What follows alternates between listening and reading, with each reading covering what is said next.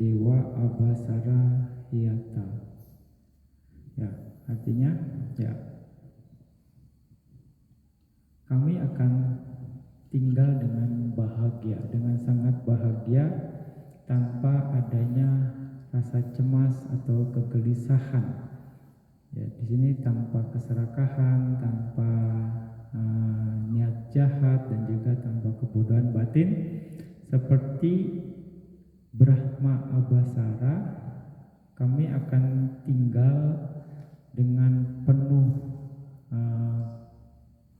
kebahagiaan yang menyenangkan sebagai makanan kami. Ya, seperti itu. Jadi dikatakan rasa bahagia itu juga kalau di alam abhasara itu sebagai makanannya. Ya. Delightful satisfaction. Jadi kebahagiaan yang terpuaskan lah. Ya. Yang memuaskan. Nah, untuk itu juga kita juga makanya dimanapun kita berada, kita berusaha untuk bahagia. Bahagia itu artinya bisa menerima apa adanya tanpa banyak tuntutan. Artinya kalau dalam bahasa Palinya dikatakan santuti, puas diri. Dikatakan seperti itu. Dengan puas diri kita akan lebih tenang hidupnya, lebih tanpa beban, dan itu akan membuat kita lebih bahagia, lebih ringan. Nah, kebahagiaan tapi kalau dalam teks ini adalah kebahagiaan yang memuaskan. Itu adalah makanan bagi para dewa abhasara karena mereka ya tinggal di dalam jana. Ya, itu akan menghasilkan kebahagiaan yang tinggi. Nah, di sini konteks dari Dhammapada ini adalah saat itu Buddha berada di desa Brahmana ya, desa Brahmana yang bernama yang dikenal sebagai desa Pancasala. Ya, desa dengan 5 gedung, 5 hall ya, Pancasala. Nah, ini berhubungan dengan Mara. Nah, saat itu Buddha melihat dengan mata batinnya bahwa ada 500 anak gadis yang akan mencapai tingkatan Sotapanna dari desa tersebut. Ya, ada 500. Dan akhirnya Buddha memutuskan untuk pergi ke sana dan tinggal di dekat-dekat desa sana supaya memudahkan. Nah, 500 gadis ini pergi ke tepi sungai untuk mandi, dan setelah mandi mereka kembali ke desanya dengan ya sudah berdandan, ya berdandan karena saat itu ada seperti perayaan, ada festival. Nah, dan di waktu yang bersamaan Buddha memasuki desa Pancasala untuk pindah patah, tapi tidak ada satupun penduduk desa yang berdana ke Buddha karena mereka sudah dipengaruhi oleh Mara.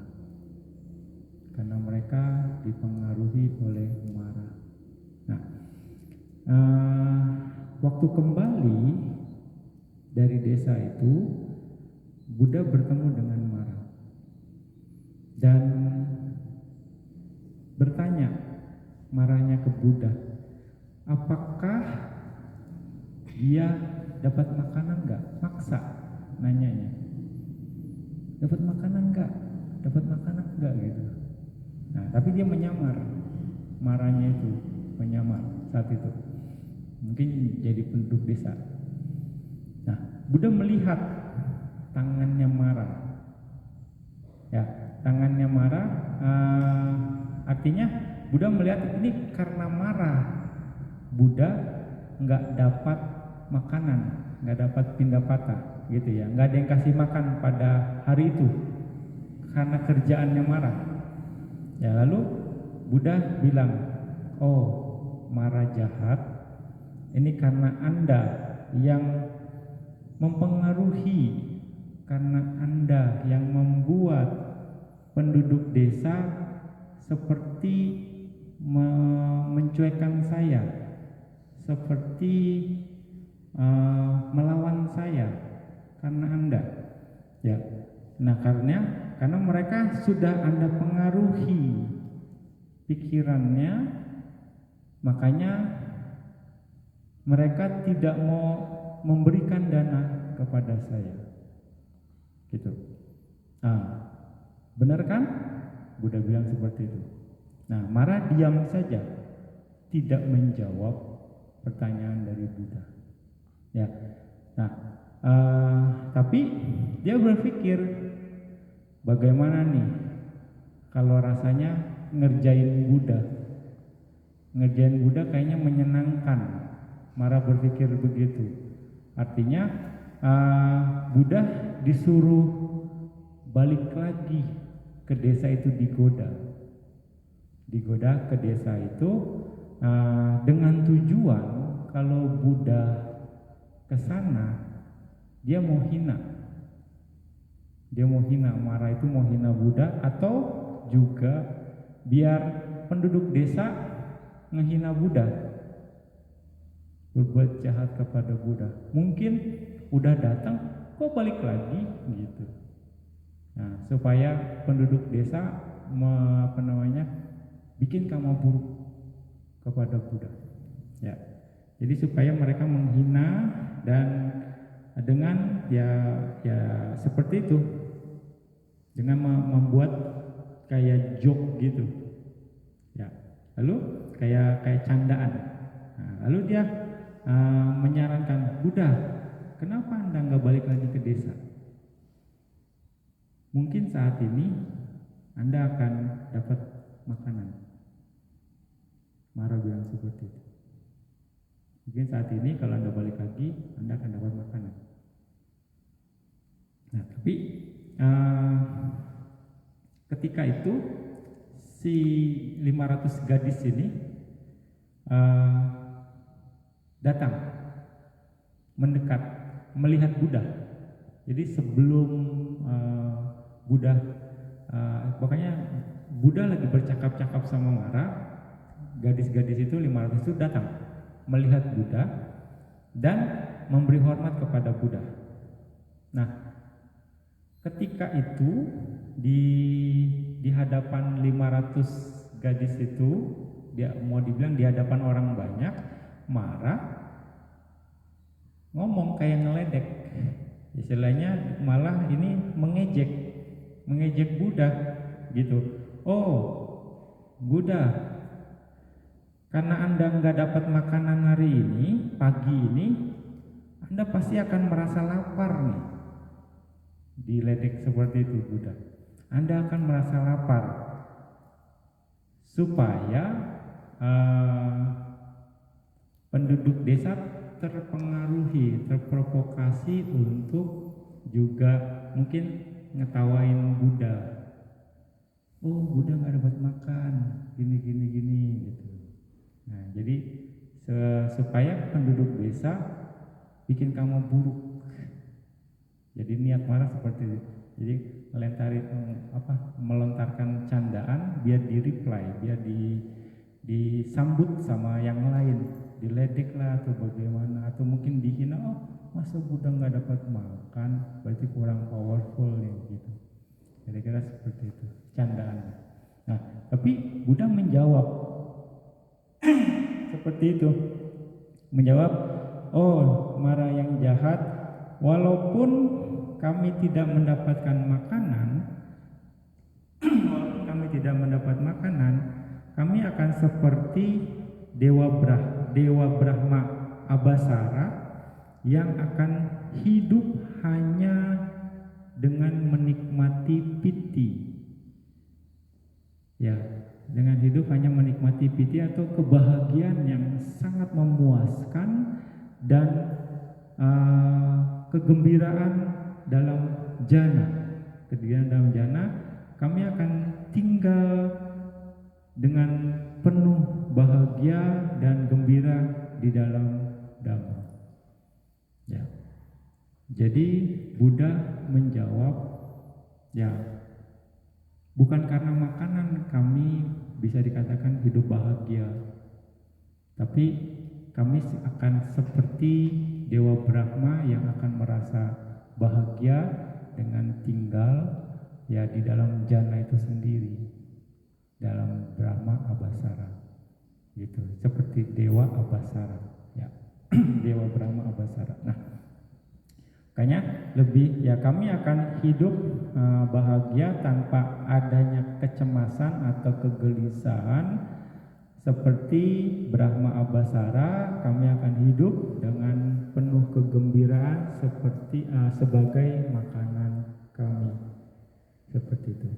Makanya ya pesan di sini mungkin kita bisa dikatakan ketika kita bahagia dimanapun tidak akan jadi masalah. Itu pesannya. Dan berikutnya lagi, kebahagiaan itu yang akan jadi makanan kita. Ya. Dan dari cerita ini yang Bante mau angkat adalah kadang ada hal-hal yang di luar nalar kita. Kadang, ya, dan ini bisa dikatakan marah bisa mengganggu. Dengan gangguan marah, orang akan terpengaruh. Seperti penduduk desa ini yang 500 itu dan penduduk desa lah bisa dikatakan, mereka dipengaruhi oleh marah sehingga mereka tidak mau berdana kepada Buddha. Bayangkan kekuatan marah. Seorang Buddha saja bisa dikerjain. Ya, karena kekuatannya, Buddhanya tidak bisa dipengaruhi, tapi lingkungan sekitar Buddhanya yang dipengaruhi. Jadi penduduk desanya yang dipengaruhi, yang mungkin mana tahu kekuatan penduduk desanya itu enggak kuat. Kalau dia coba untuk mempengaruhi marah, mempengaruhi Buddha, enggak mungkin bisa. Makanya penduduk desa yang dipengaruhi supaya tidak memberikan makanan.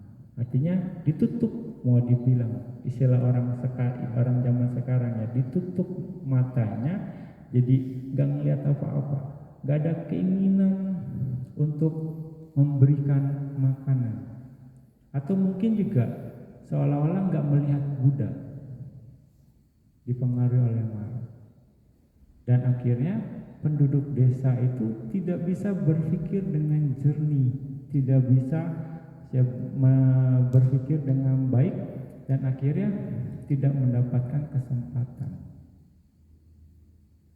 Tidak dapat kesempatan untuk berbuat baik karena pengaruh dari eksternal. Ya, pengaruh dari kekuatan jahat yang lain.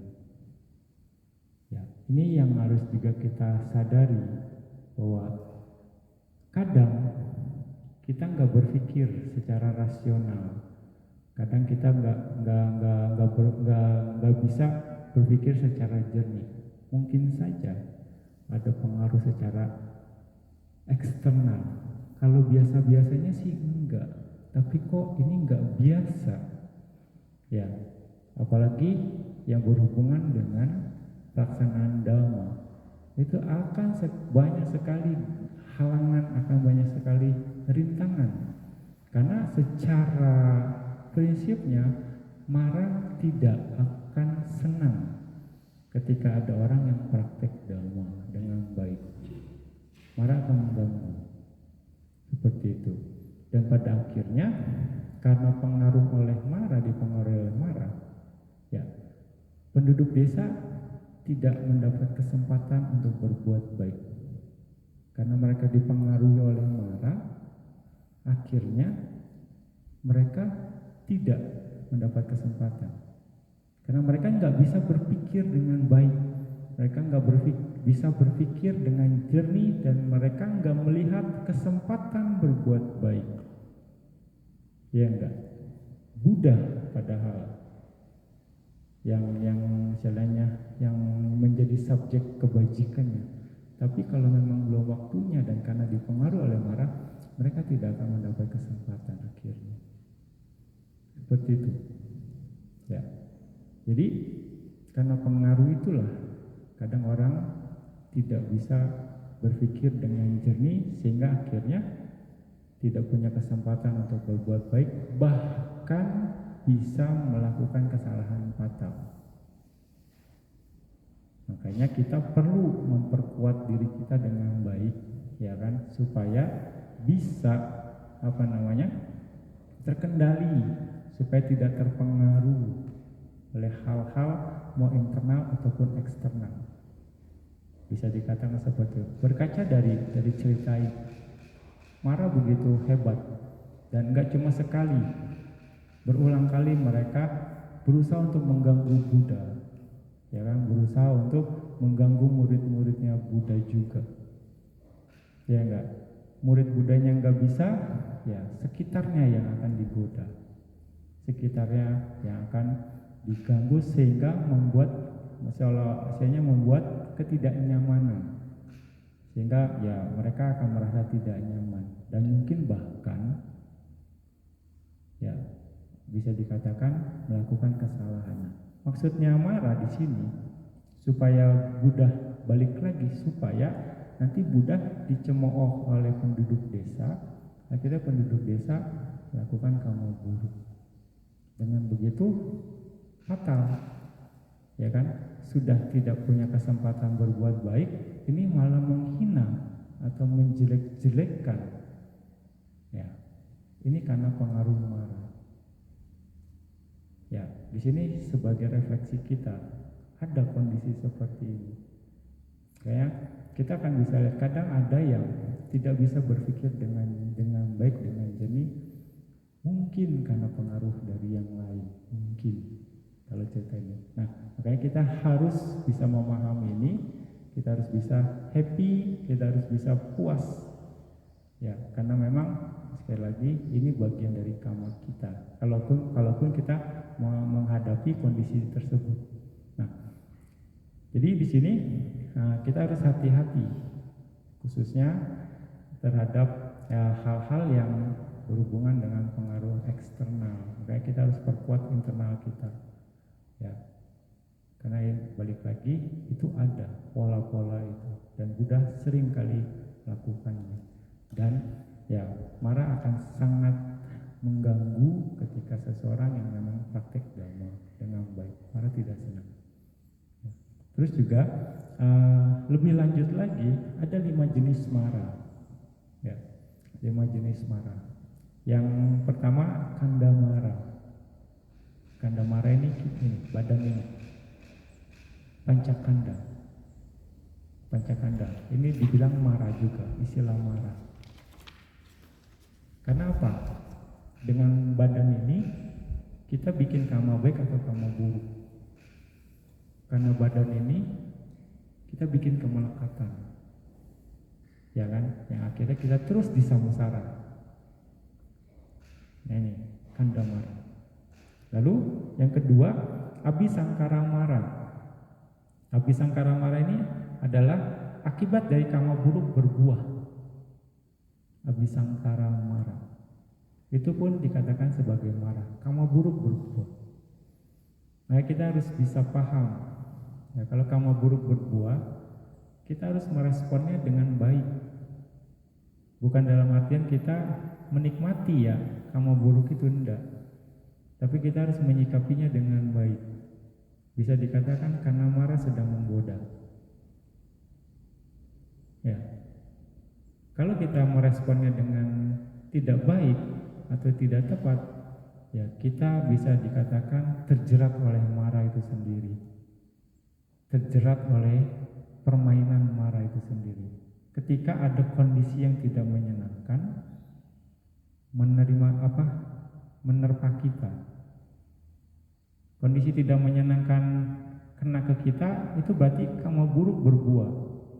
Sikapi dengan baik, supaya kita tidak meresponnya dengan salah. Ya, sehingga kita tidak terjerat oleh permainan marah, sehingga kita tidak masuk dalam permainan marah. Ya, ini pintar-pintarnya kita. Makanya pengendalian diri penting untuk bisa melihat ini dengan jernih. Ya, yoniso manasikara diperlukan. Berikutnya, kilesa mara. Nah, ini mungkin akan berhubungan dengan abhisangkara mara. Kama buruk berbuah, kondisi tidak menyenangkan muncul. Apapun, dari penglihatan, dari pendengaran, ya apapun bisa. Itu kondisi buruk berbuah, lalu memunculkan kilesa, ya kan? Memunculkan kilesa, kekotoran batin. Nah, ini juga bagian dari marah. Bagian dari marah. Ya, akhirnya kita bikin kama buruk baru, bikin abhisangkara baru lagi, ya kan? Abhisangkara marah yang baru yang akhirnya nanti akan membuat kita menerima akibat buruk lagi. Begitu terus. Ya, akhirnya kita nggak putus-putus dalam samsara ini. Akan selalu seperti itu. Nah, kilesa marah ya kekotoran batin. Apa itu kekotoran batinnya? Keserakahan, kebencian, kebodohan batin, kesombongan, pandangan salah, keraguan, kemalasan, kegelisahan, tidak takut berbuat jahat dan tidak malu berbuat jahat. Ini yang termasuk dalam kilesa marah. Ya, kilesa marah dan ada dalam diri putucana. Ya, bahkan seorang anagami pun masih ada kilesanya. Ya, ini yang harus diperhatikan. Hanya seorang arahat yang sudah bisa menyelesaikan semua kilesa. Nah, itu juga termasuk kategori marah. Lalu berikutnya macu marah. Macu marah di sini adalah kematian.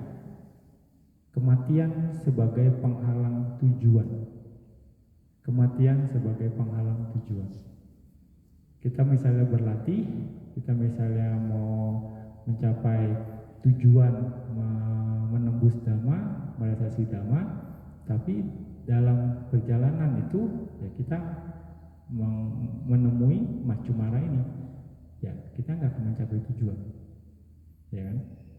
Kita ya mati, akhirnya kita nggak sampai ke sana, dan itu akan menghalangi tujuan kita.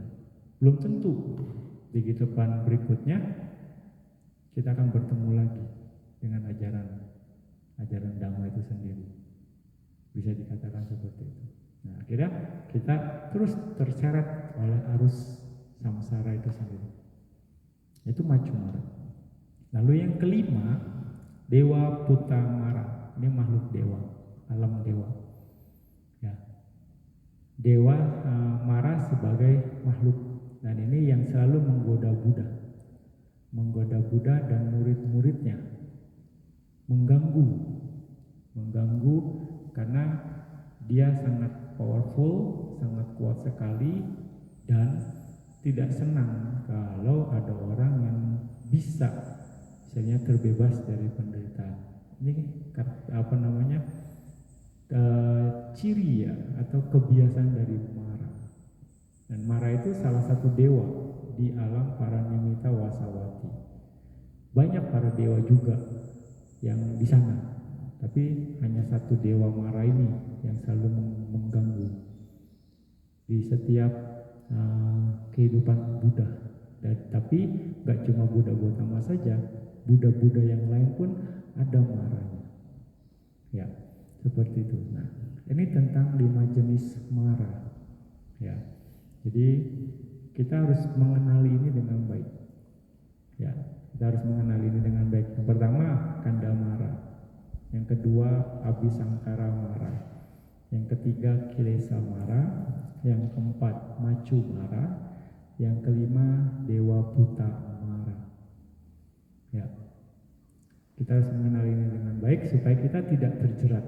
Karena begitu marah mempengaruhi kita, kita tidak akan bisa berpikir dengan baik. Kita tidak akan bisa berpikir dengan jernih dan bijaksana, yang pada akhirnya merugikan kita, yang pada akhirnya kita tidak mendapatkan kesempatan dan merugikan diri sendiri. Ya, dengan begitu kita ya melewatkan peluang untuk ke sana. Bisa dikatakan seperti itu. Nah, ini dewa 5 jenis mara yang harus Anda ingat. Mereka bisa dalam berbagai bentuk, dalam berbagai. Makanya pentingnya kita untuk mengendalikan diri. Ya, bisa dikatakan ya kita sedang di sini sedang mengarah ke sana untuk mengatasi mara ini sendiri.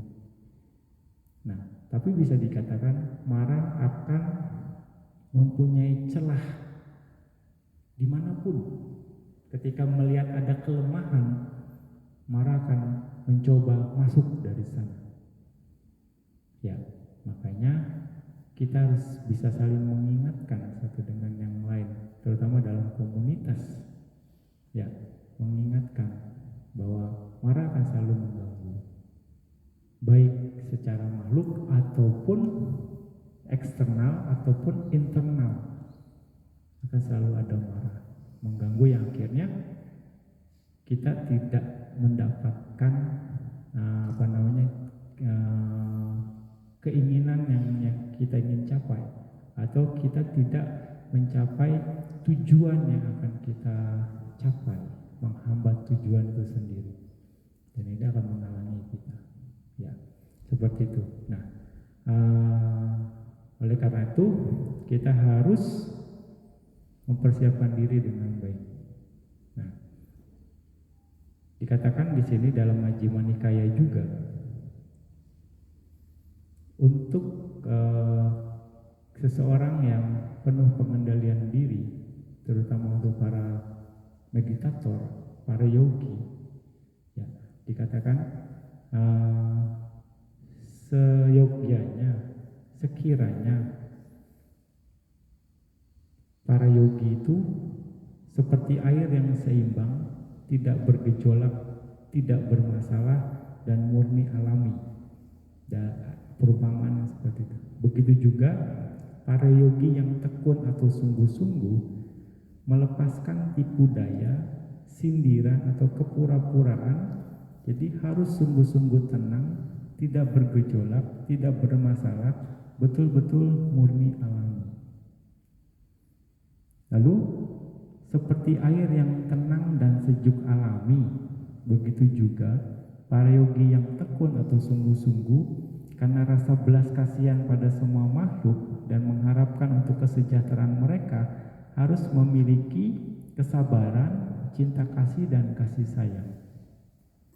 Seperti air membuat yang tidak murni menjadi murni, begitu juga para yogi yang tekun atau sungguh-sungguh, baik itu di desa atau di hutan, harus di setiap keadaan menjadi orang yang tanpa pelanggaran dan tidak ada alasan untuk ditegur oleh gurunya. Seperti air yang dicari oleh setiap orang, begitu juga para yogi yang tekun atau sungguh-sungguh memiliki sedikit keinginan, puas diri, tersendiri, dan menyepi dalam meditasi, dan harus seseorang yang diinginkan, diidam-idamkan oleh seluruh dunia. Seperti air yang tidak mencelakakan atau menyusahkan orang, begitu juga para yogi yang tekun atau sungguh-sungguh harus tidak melakukan kesalahan atau kejahatan melalui tindakan jasmani, ucapan atau pikiran yang membuat perselisihan, pertengkaran, pertikaian, perdebatan yang akhirnya menelantarkan atau mengabaikan meditasi dan menjadi tidak suka. Ya, Seperti itu. Jadi kita harus mempersiapkan diri. Pagi kita sudah praktek, kita harus mengarah ke sana. Ini dalam Majjhima Nikaya dikatakan seperti itu. Jadi harus dengan tekun, sungguh-sungguh menjadi lebih baik dan lebih baik lagi ketika kita praktek Dhamma. Ya, bagi kita sebagai yogi yang terus praktek Dhamma setiap saat, praktek sila, praktek meditasi, harusnya ada perubahan lebih baik. Ya, makanya Buddha mau muridnya itu menjadi lebih baik, lebih baik, lebih baik lagi dalam segala aspek. Ya, kalau ketika dalam praktek terus tidak ada perubahan yang lebih baik, jangan salahin dhammanya, ya. Salahin oknumnya, salahin pola pikirnya, salahkan sudut pandangnya yang tidak selaras dengan dhamma itu sendiri. Ya enggak? Karena dhamma ini berbanding lurus. Buddha katakan, nah, dhamma akan memberikan manfaat bagi mereka yang mempraktekkan. Seperti itu. Ya, ini buat perenungan kita semua. Ya, kita harus mengarah ke sana. Minimal kita harus terkendali. Dengan begitu, kalau kita terkendali, ya semoga saja marah tidak bisa mengganggu kita dalam berbagai cara. Ya, oke. Demikian ya penjelasan singkat Bante. Semoga menginspirasi Anda semua untuk terus tekun praktek Dhamma dengan sungguh-sungguh, sehingga Anda bisa menghiasi sasana ini dengan keindahan Anda. Sadu, sadu, sadu.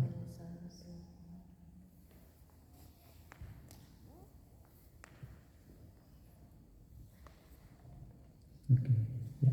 Kita berimpahan jasa ya.